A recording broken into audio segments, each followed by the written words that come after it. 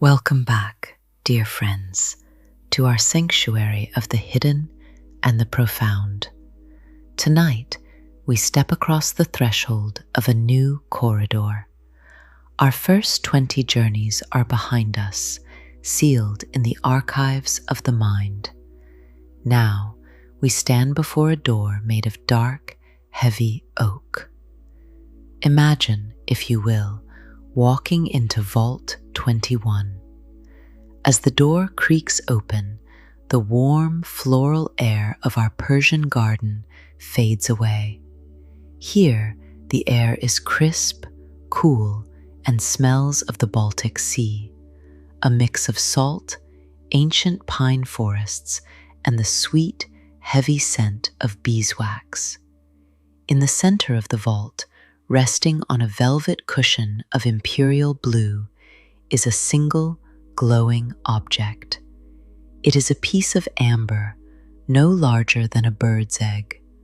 But when the light hits it, it doesn't just reflect, it glows from within, as if it has trapped a fragment of a sun that set 40 million years ago. This is our key tonight.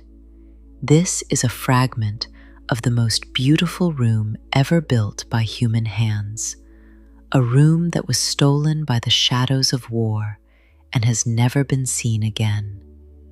Tonight, as you settle into your deepest state of relaxation, imagine the warmth of 1,000 candles reflected in walls of honey and gold. We are going to explore the golden ghost, the life, the splendor, and the vanishing of the amber room.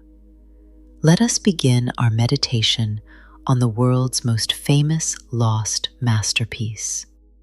1. The alchemy of the forest, the birth of amber. To understand the amber room, we must first understand the material itself. Amber is not a stone. It is not a mineral born of fire and pressure in the deep earth. Imagine a forest 40 million years ago. The world is tropical and humid. Giant conifers, the ancestors of the pine tree, reach toward a sky that no human eye has ever seen. When these trees are wounded by a storm, a beetle, or the sheer weight of time, they weep. They bleed a thick golden resin to heal their bark. This resin is a liquid trap. As it flows down the trunk, it captures everything in its path: a stray mosquito, a fragment of moss, a drop of prehistoric rain. Over millions of years, this resin is buried under layers of earth and sea. It undergoes a slow, silent alchemy. It hardens. It survives the shifting of continents and the rise of ice ages. Amber is sunlight in stone. When you hold it, it feels warm, unlike the cold bite of marble or diamond. It carries the static electricity of the ancient world. As you relax now, imagine that ancient forest. The air is thick and still. You can hear the slow, rhythmic drip, drip, drip of the resin. It is the heartbeat of time itself. You are held in that golden stillness. You are safe, preserved, and warm, just like the treasure inside the amber. 2. The Prussian Dream, Andreas Schluter. Let us move forward in time to the year 1701, to the city of Berlin. King Frederick I of Prussia wanted to create something that the world had never seen. He wanted a room where every inch of the walls was covered in amber. This was an act of architectural madness. Amber is fragile. It is difficult to carve. It is usually found in small pieces, rarely larger than a coin. To build a room of it required a level of obsession that borders on the supernatural. He commissioned the master sculptor Andreas Schluter. Imagine Schluter's workshop. It is filled with the fine, sweet-smelling dust of amber. Thousands of tiny shards, ranging in color from pale lemon to deep, dark cognac, are spread out on wooden tables. Schluter didn't just glue pieces together. He treated amber like a mosaic of light. He backed the translucent panels with silver leaf to make them glow. He carved intricate landscapes, coat of arms, and floral garlands into the resin. It took years of silent, painstaking labor. Every piece had to be fitted with the precision of a watchmaker. Imagine the sound of the workshop, the soft scrape of a file, the brush of a silk cloth.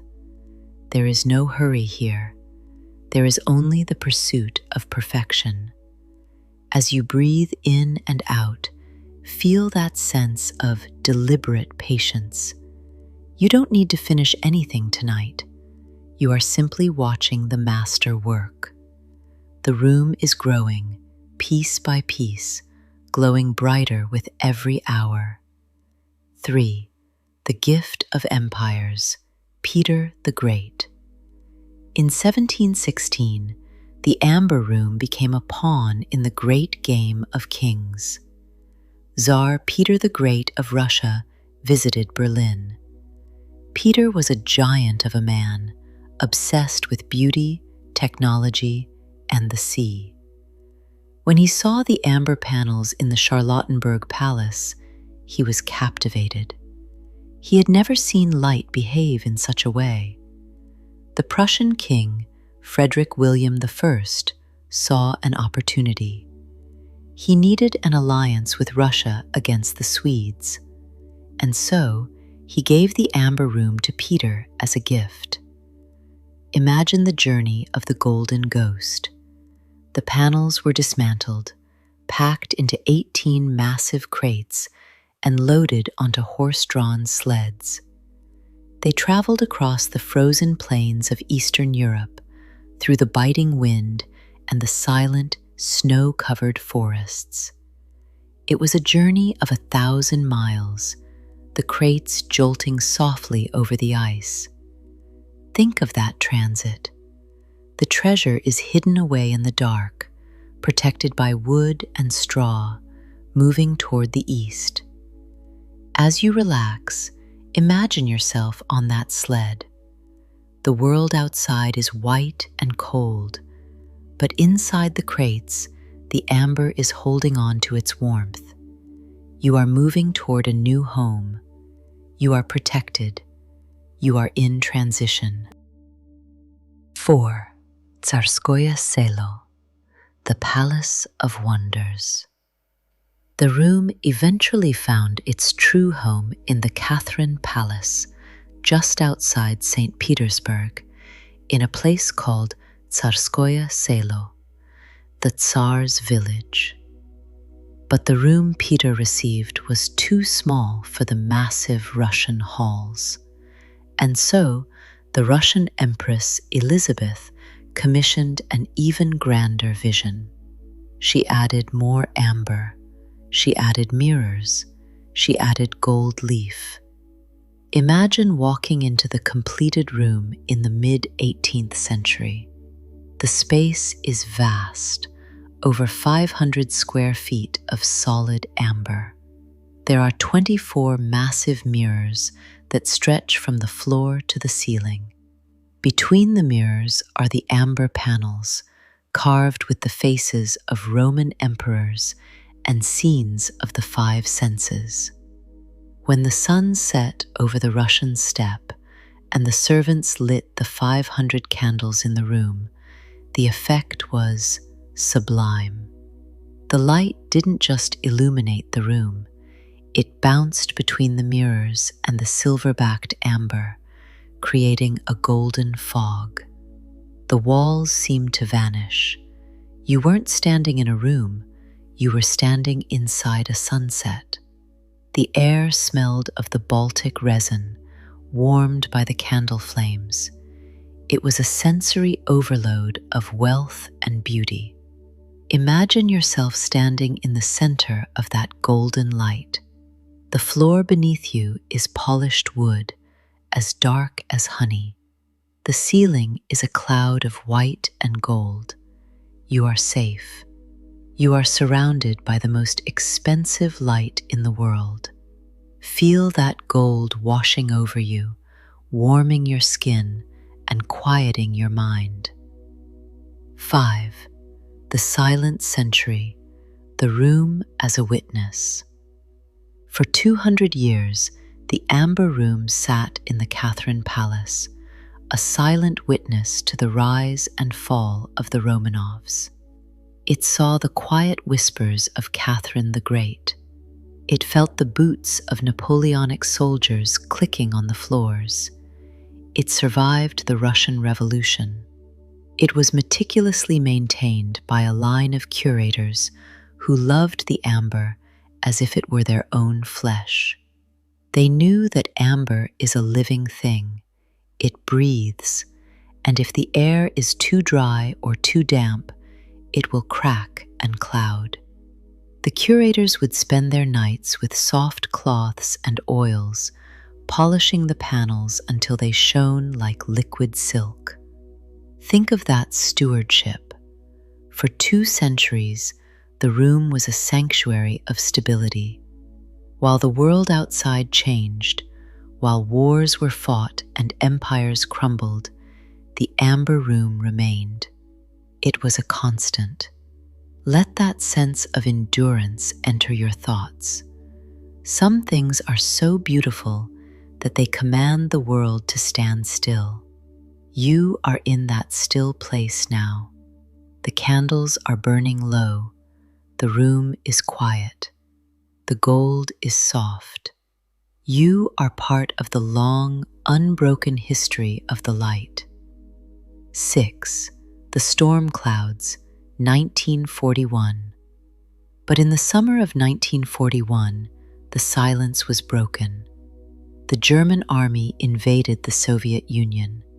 As they pushed towards St. Petersburg, then called Leningrad, the curators at the Catherine Palace panicked. They tried to hide the Amber Room. They tried to dismantle the panels, but the amber had become brittle with age. When they tried to pry it from the walls, it began to crumble. In a desperate act, they covered the walls with wallpaper and gauze, hoping the Nazi soldiers would think it was just an ordinary room. It didn't work. The soldiers knew exactly what they were looking for. Hitler considered the Amber Room German property because it had been made in Berlin.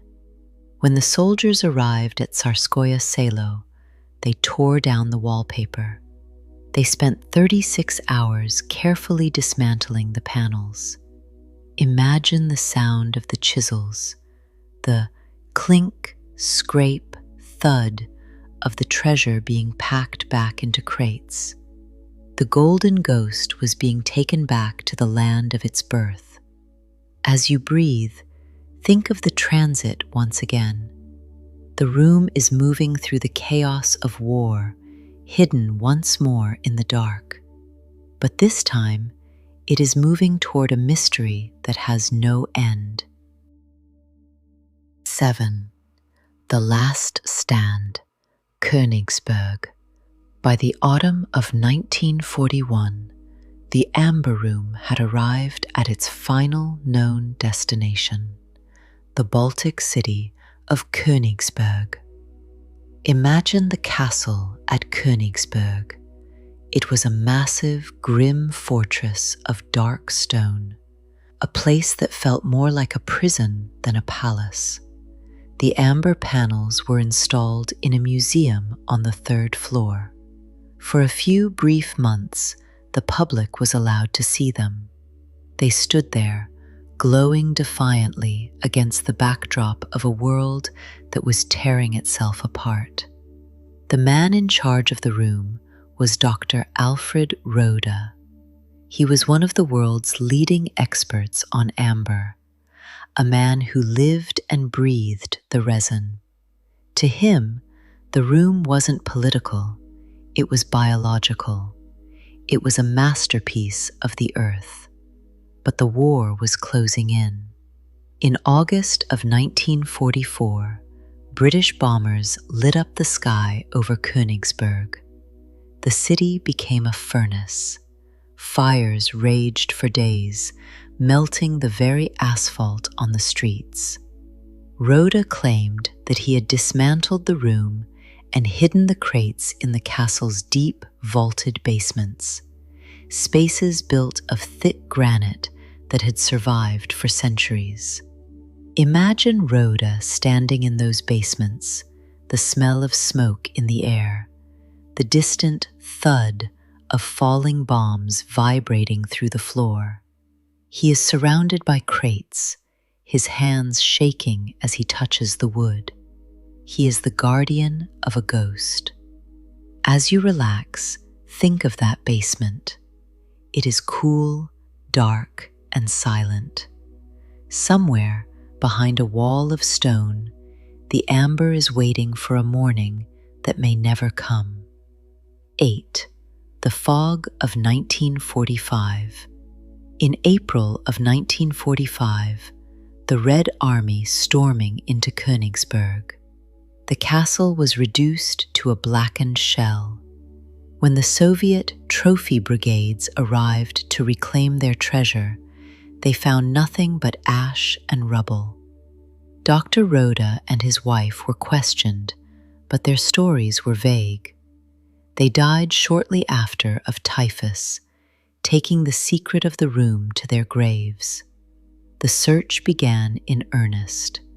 Every basement was excavated, every well was drained, every bunker in the surrounding forest was blasted open.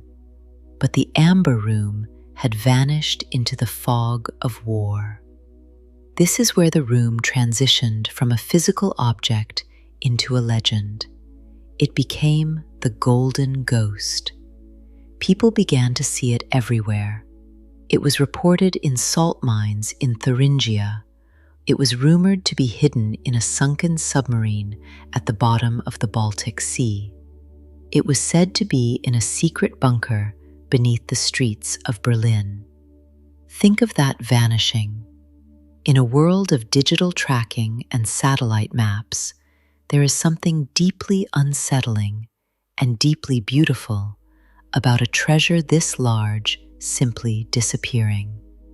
It is as if the room itself decided that the world was no longer worthy of its light. As you breathe, let the mystery wrap around you like a heavy golden cloak. You don't need to solve the puzzle tonight. You only need to exist within the question. 9. The curse of the Amber Hunters. But for some, the mystery became a fatal obsession. For decades, amber hunters have spent their lives and their fortunes trying to find the crates. But a dark pattern began to emerge, a pattern that some call the Amber Curse. Take the story of Georg Stein. He was a former soldier and a world-renowned investigator of lost art. He was convinced that the Amber Room was hidden in a salt mine near the Austrian border. He claimed to have found the proof, but in 1987, his body was found in a Bavarian forest.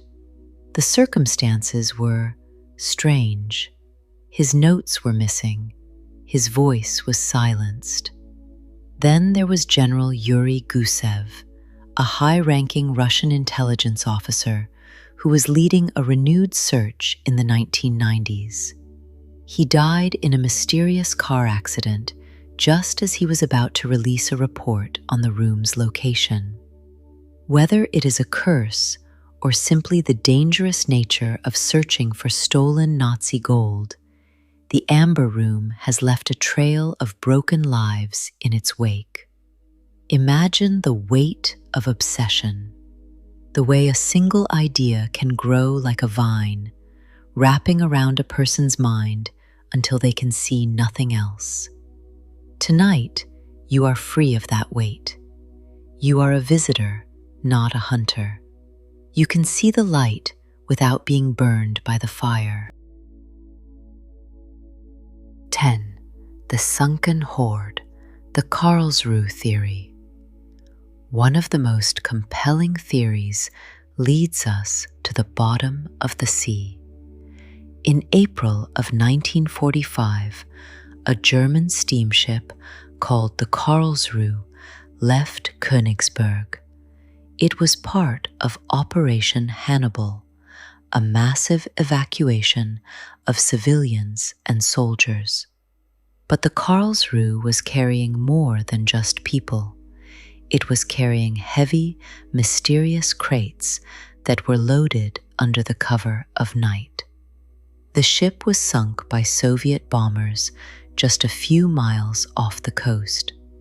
It went down in minutes, settling in the dark, freezing depths of the Baltic. In 2020, divers finally found the wreck. They found crates. They found military vehicles. They found the silent cargo of a dying empire. Imagine the Karlsruhe sitting on the seabed. It is covered in silt and sea moss.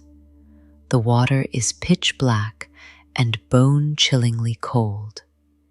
Inside the holds, the crates are still there, held together by rusted iron straps. If the amber is inside, it is now part of the ocean. It is returning to the water that once birthed it millions of years ago. As you relax, imagine yourself drifting through that cold blue water. You are weightless. You are silent. You are moving past the ship, leaving the treasure to its eternal watery sleep. 11. The rebirth, rebuilding the light.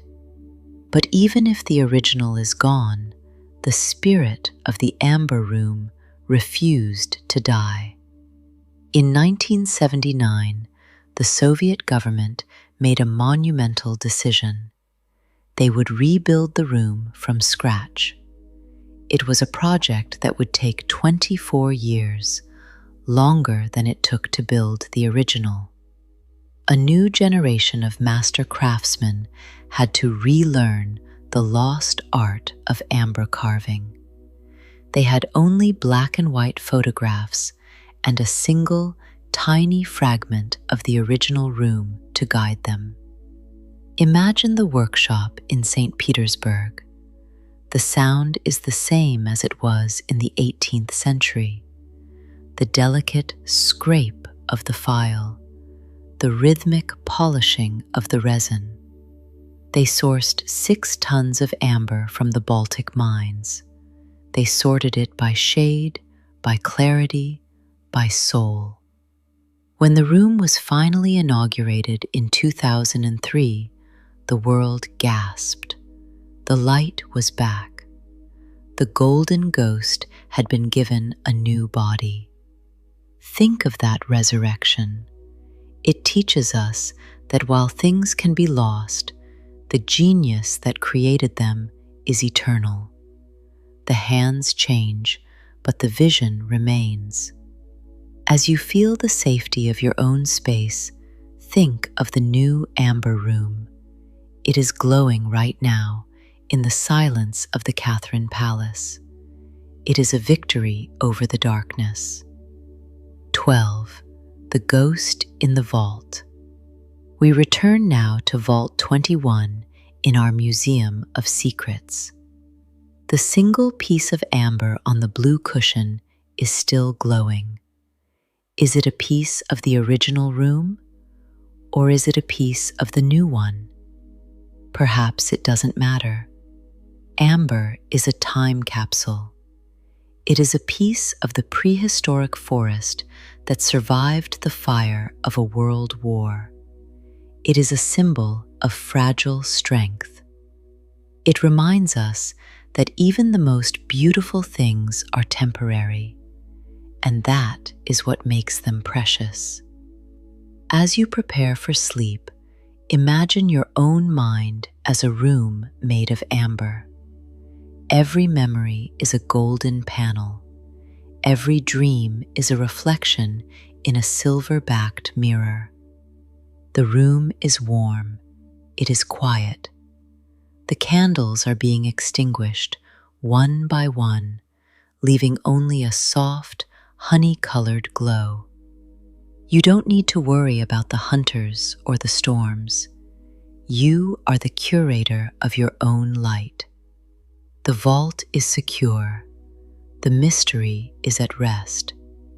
And so, dear friends, we leave the golden ghost and return to the world of the present. We carry the warmth of the amber within us, the scent of the pine resin, and the silent, rhythmic pulse of the ancient forest. The amber room has taught us that beauty can vanish, but it can never be truly destroyed. It lives on in the echoes of our imagination. As you drift off, feel the golden light surrounding you. You are part of a long, beautiful, and eternal history. Sleep well, dear friends, and find rest in the heart of the silent palace. Good night.